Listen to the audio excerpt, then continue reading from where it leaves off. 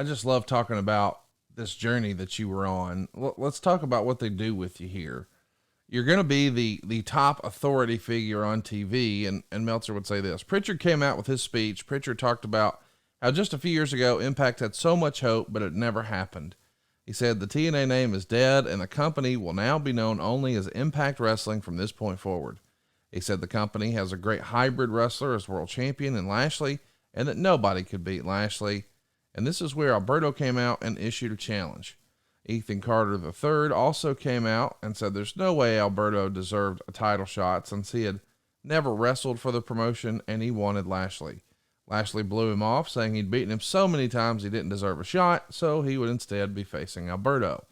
Dutch Mantell comes out and follows up by saying that when he was with the company last, TNA was great, and he's here to make Impact great again.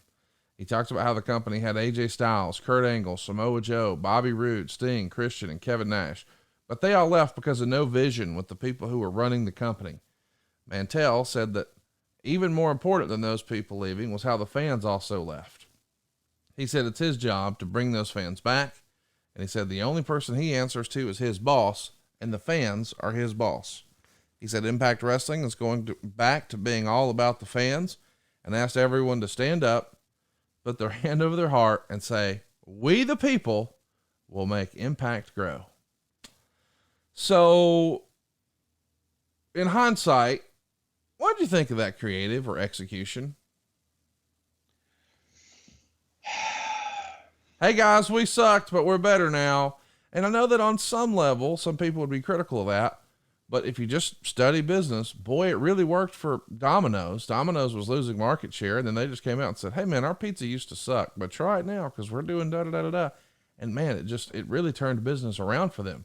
So I understand there is a model to follow with that, but it is kind of interesting to have this approach on TV and wrestling, right? Well, it is, but I think that at the same time, it was true. Right.